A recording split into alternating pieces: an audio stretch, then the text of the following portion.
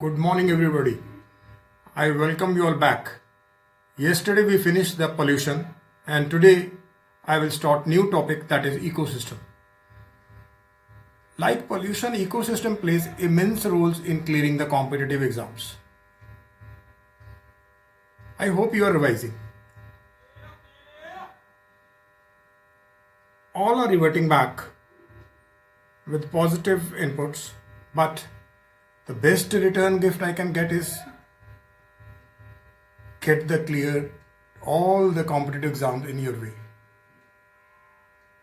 Put your foot on the accelerator and then the sky is the limit. As you all know that on June 14th we have online mock test. I hope all are revising the topics. Any problem, revert back to me, right? So today I am starting the ecosystem, and I will say stay indoor, stay safe. I'll be right back. Stay on. Good morning, everybody. I welcome you all back for new topic, ecosystem. As I already told you, yesterday we finished pollution, and these topics, they play immense role in the competitive exams and also in the theory exams. So before starting, I just want to tell you what is ecosystem. And this is the structure of ecosystem. From the sun the radiations will come, like grass are the producers. They absorb the radiations and change the radiant energy into the chemical energy, and these producers, they are in turn eaten by the consumers. There are different types I will take on later on, and after death and decay they are eaten by the decomposers, and they make it into nutrients, and which are again taken by the producers, and this how this cycle goes on. So this is called structure of ecosystem, right? So now I am coming to my topic, that is ecosystem. Ecosystem, as I just said you, it is a complex of living organisms, their physical environment, and all their interrelationships and interactions in a particular unit of space. So these are basically the environment containing living organisms and also the physical environment, and it is basically the ecosystem is the interrelationships and interaction between them. So the term and concept ecosystem was put forth by A.G. Tinsley. This A.G. Tinsley in 1935, it comes to our home every day. In the morning when your mother goes to ask your father about the tea and said, A.G. chai lele, tea lele. So A.G. is the name and tea is a tea Tinsley. So it is the basically A.G. Tinsley, and according to E.P. Odum 1971, ecosystem is the basic functional unit of organisms, and these are the functional unit of ecology. So now question will come, which is the functional unit of ecology? You have to take ecosystem, and it is E.P. Odum who described it is a basic functional unit of organisms and their environment. Ecosystem concept is very old. First, Carl Moebius and Forbes 1977 coined the term biocenosis. These questions will come. Then Vernadsky 1929 gave the term biosphere. Sukachev 1944 used the term biogeocenosis. Coke we used to take every day nowadays because we are in lockdown. Koch coined the term ecosphere. This question comes a lot of time in IAS also. So the flow of energy within ecosystem is unidirectional. See, flow of energy is in this direction. It is not bidirectional. This question also comes. It is only unidirectional. So the important feature of the ecosystem is that it is capable of self-maintenance and self-regulation. Nowadays you have seen, because of lockdown, all the atmosphere become cleared down, and that is, it is self-maintenance and self-regulation. The ecosystem has a tendency to resist change and remain into the state of equilibrium. So it ecosystem has tendency to remain resist the change and remain in state of equilibrium. This is called homeostasis, and this question comes a lot of times. And because it is homeostasis is equilibrium because of the different components. Sometimes one component of ecosystem create large scale disturbance which upsets the homeostasis, and this phenomenon is called eco-catastrophe. So sometimes, suppose like nowadays, yesterday we did in global warming, the carbon dioxide concentration increases, and that results allow the radiations come inside but does not allow their return. So carbon dioxide, methane and N2O, and that basically the component we can say that is the abiotic component disturbance results in the global warming, and that is eco-catastrophe, right? Now we are coming to the very important topic, that is the structure of ecosystem. Ecosystem has two major components: biotic components, we also call it living, and abiotic components or non-living. So we start with the biotic component. Biotic components of ecosystem has been classified by Odum in 1971. They are basically the living components, and they have distinguished into the autotrophs and heterotrophs. Autotrophs, we know, are the producer which can do the photosynthesis, and whereas the heterotrophs, they are basically the one which are basically dependent on the autotrophs because they don't produce their food, therefore they are called consumers. And there are 5 types particularly: consumers, herbivores, carnivores, parasites, scavengers, detrivores and decomposers. I will explain in a few moments. All these, they constitute a biomass, that is living weight. Weigert and Owen 1970 have called consumers and decomposers by name of biophages and saprophages, and this question will come: who will coin this term biophages and saprophages? So to explain that, I will tell you this much. So sunlight will come, it is absorbed by the grass, which is producer, and the trophic level is T1, and these producers, they are eaten by the herbivores. These are trophic level T2, and they are eaten by the primary carnivore. Herbivores are also called primary consumers. So primary carnivores are also called secondary consumers. Secondary consumers are also carnivores are also called tertiary consumers. So then primary, they are eaten by the herbivores are eaten by the primary carnivores, they are T3, and then they are by the secondary carnivores T4, and top carnivore T5, and they all are, when dead, they are reduced to the nutrients by means of a T6, they are decomposers, right? So it is the Weigert and Owens 1970 said these are all consumers, and these decomposers, they are called biophages and saprophages. So this is the extension of structure of ecosystem, and they are called trophic levels. And this question, one question will come in OCT, UGC also, like that: primary carnivores, which trophic level T3, decomposers T6, then top carnivores T5, producers is easy T1, and herbivores are T2. Which option you have to click, right? Sometimes it will come the primary consumers. So what we confuse with the primary carnivore, but they are not primary carnivore. The primary consumers are herbivores, they are secondary consumers. So you have to tick T2, but mostly people take T3. So what is required is the basic knowledge of the grassroots level. Basic concept should be clear before appearing in the competitive exams. Not in competitive, if you have basic knowledge, it will help in the theory also. So now we are coming to the one more important topic, that is standing crop. The amount of living material present in the ecosystem at any time is called standing crop. If I replace this living with the non-living, then it is standing state. So I am suppose standing still, it is called standing state. It's like stone. Crop, it will move, you will see crop, and air will come, it move right and left. So it is called standing crop, because the difference between the living and non-living is that living which move, right?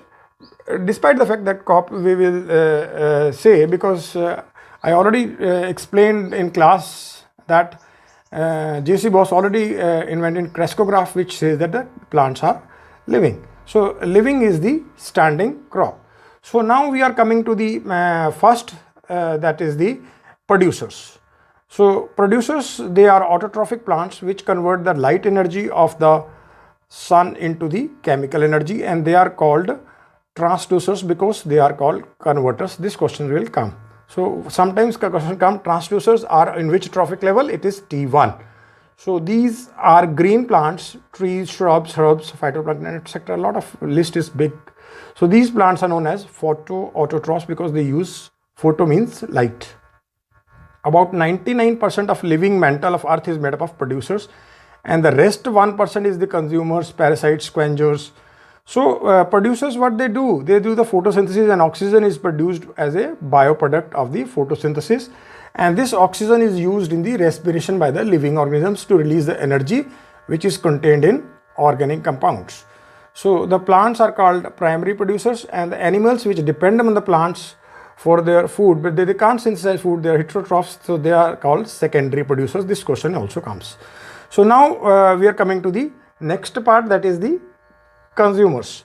Consumers, these are components which cannot make their own food, and they utilize the organic material manufactured by the plants. They are also called phagotrophs. There are two main categories, herbivores and carnivores.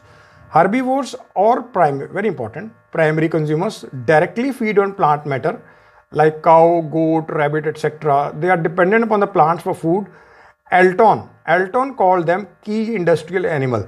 So this question will come, the key industrial animals, herbivores are called key industrial animal, vice versa, key industrial animal are in each option, or key industrial animal are in which trophic level, and I already told you T2. So because they transfer the plant products into the animal products. So now we are coming to the, again back to the ecosystem. Here first is the sun radiations will come, and it is the autotrophic plants which do photosynthesis, that is producers, like grass. I take example of plants, herbs, shrubs, which convert the light energy of the sun into the chemical energy, and they are consumed by the consumers, right?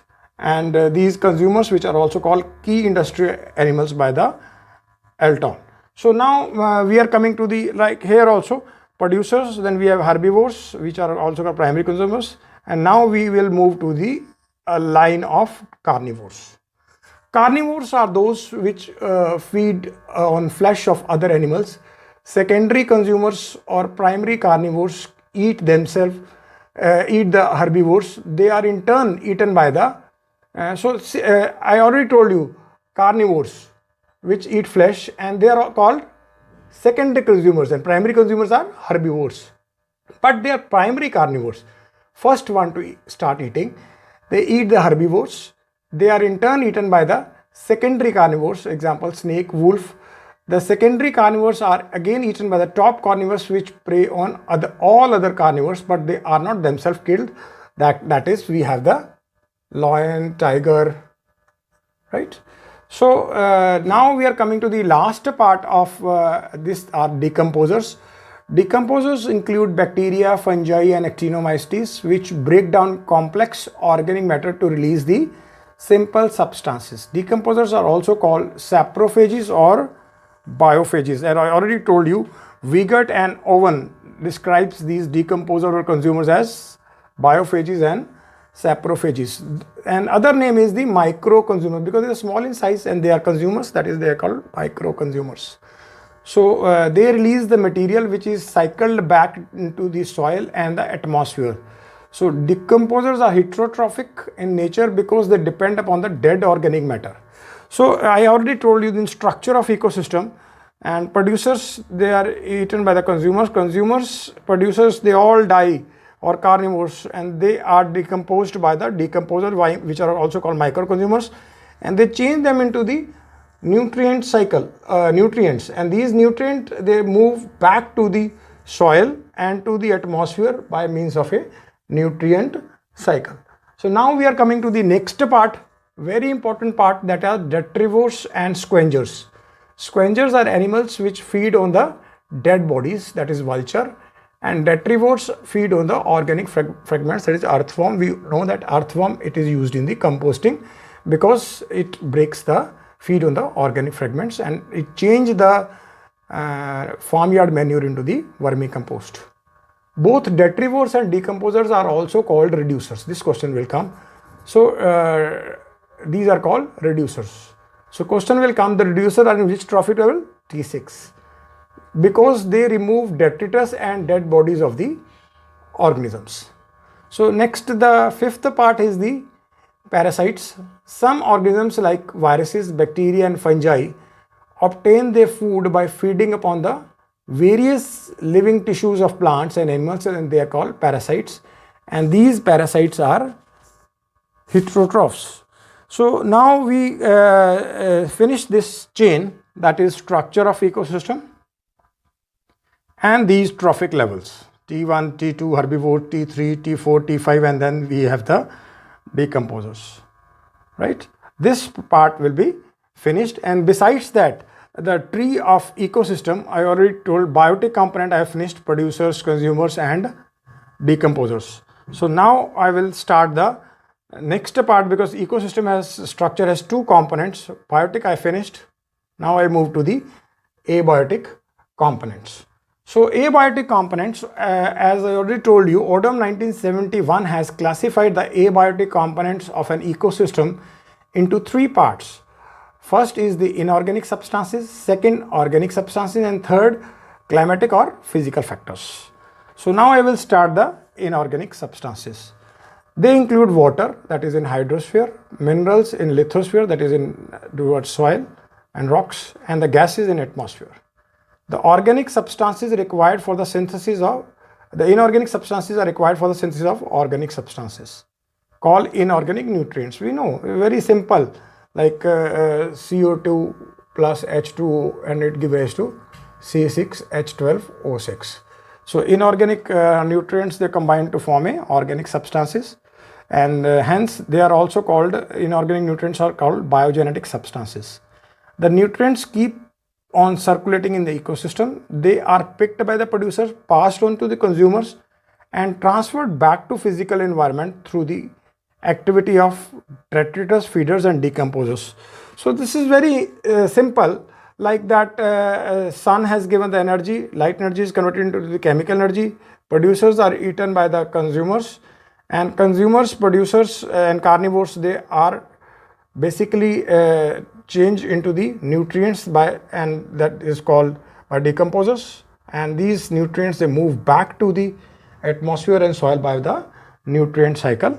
And here we come to the that part, the amount of, earlier we did organic, now inorganic material present in the abiotic environment per unit area at any time is called standing state. One question will come out of standing state or standing crop.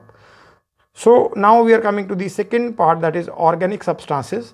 They are the proteins, lipids, carbohydrates, and they are substances which are dispersed from the dead bodies of organisms. Yesterday I already told you that like our houses are, our house is made up of bricks, we are made up of proteins. And so when we died or we excrete waste material, that is only in form of proteins, carbohydrates and lipids. And these are all organic substances, right? And the various organic substances are collectively called organic detritus, right? So these substances finally get converted into simple substances, that is mineral by decomposers. I already explained you. These dead bodies or their excreta, they break into simple by means of a decomposers, which are gone back to the soil and atmosphere. Organic substances, they're very important. They link the abiotic and biotic component. This question will come. Who link the abiotic and biotic components? Organic substances produce humus, which is essential for maintaining the proper aeration, right? Now we are coming to the last part of the abiotic components. These are called climatic or physical factors. They include climatic, edaphic means soil, topographic factors, example light, temperature, rainfall, humidity, wind, I already told you, soil, topography, etc. Light, first, it provides solar energy to the ecosystem for heating and photosynthesis. Besides photosynthesis, the light control the morphogenesis. Morphogenesis, formation of roots and leaves. Photoperiods influence, we did photoperiods. It influenced the leaf fall, appearance of new leaves, flowering in plants, right? Migration, breeding, we did in physiology. So no issue with that. So now next is the temperature. On the basis of temperature, there are 4 zones: tropical, subtropical, temperate, alpine, and plant belonging to both hot and cold areas. They possess adaptations to reduce transpiration and retain water, that is hair, thick covering, thick leaves, right? Spindle shaped leaves.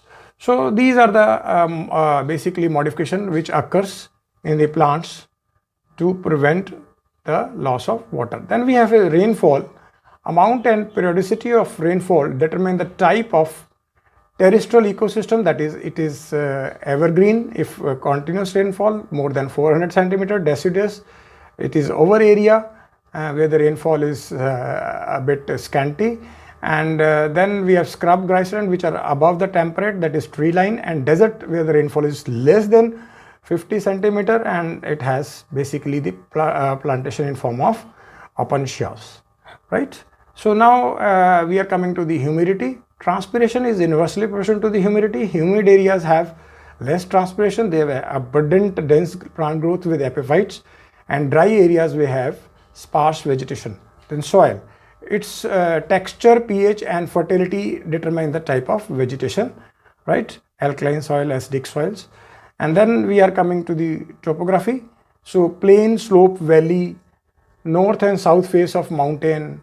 This I have different type of vegetation. This I explain when I do the climatic factor like temperature, topography in detail. So here we have just to touch it, that the different vegetation in the different area due to the difference in the rainfall, temperature, soil conditions.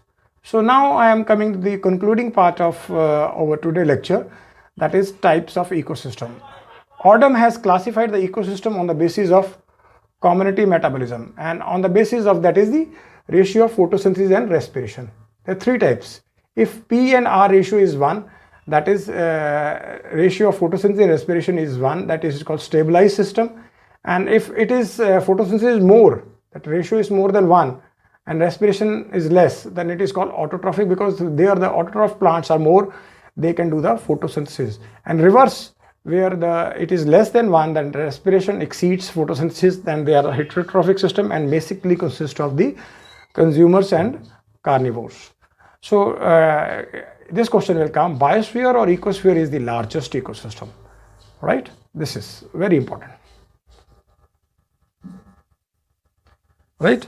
Now we are coming to the ecosystem type. So before coming to the ecosystem type, I will explain you 3. So ecosystem types are 2 types, natural and artificial. Artificial are the man-made, like crop ecosystem, lake we have, and then in natural we have terrestrial and aquatic. Terrestrial we have forest, grassland, desert, where aquatic we have marine and freshwater, right? And freshwater we have 2, lotic and lentic. And the lotic we have spring, river, stream, this is freshwater. And lentic it is lake, which is standing water, lake, swamp and pond.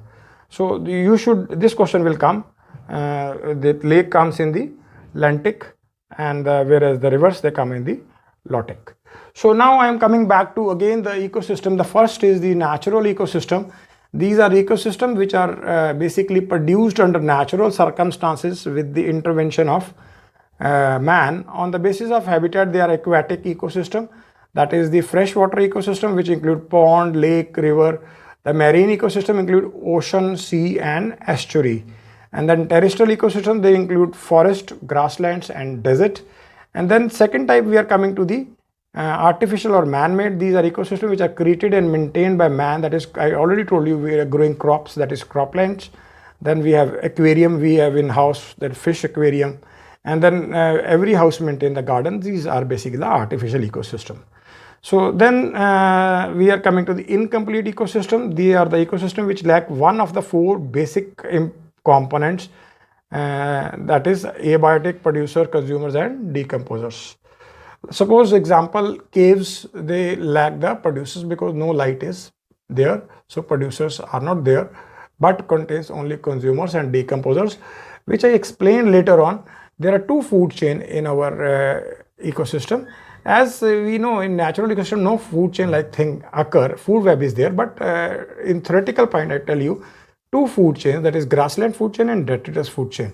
Grassland, which depend upon the light, like in cave, there is food chain is detritus food chain. This question will come in IS, explain the food chain in caves, so you have to give the detritus food chain. So whole world have been classified into hierarchy of ecosystems. Mega ecosystem, that is lakes, oceans, then sea. Macro ecosystem, forest. Example will come and you have to take. Meso ecosystem, cold deciduous forest. And this question comes a lot of time. Nano, that is micro is the valley ecosystem. Nano system will come. Like if we see one wood log is by chance is fallen on the floor of the forest, or then you will see after some days algal growth, you have a lot of ants, mites. So this wooden log is the smallest ecosystem, nano ecosystem, nano from car nano also, which a small piece of log has thousands of parasites, tetrivores, and parasites. Then we have other algae, phytoplanktons. So lot of things are there depending upon the where that log is there. So then is the, I already explained you, limnetic is the reverse, because I already explained you aquatic is in marine and freshwater. Freshwater has first is the then is lotic, that is we have reverse, that we also called, this is limnatic, and reverse constitute limnatic ecosystem. So then we have other is lentic, that is which have lake, swamps and ponds. Then last is the semi-terrestrial ecosystem of which is of aerated soil and air. So this I finishes the ecosystem, and now I explain again what is going to occur in the next part, because abiotic components we done, biotic we done, producers we done, consumers we done, micro consumers we done. So now what will happen? I already told you, these decomposers, they breaks into nutrients, and nutrients they are moved into the through soil also and air, and this cycling of matter or nutrients is called biogeochemical cycle, and this is the very important topic and which I am taking in the subsequent days. And then I already told you that the flow of energy is in one way, and this is called unidirectional. And next I am taking the flow of energy, and flow of energy first I will take food chains. And as I already told you, in nature there is no food chain like thing. It is basically interlinked or interlocked with each other to form a food web.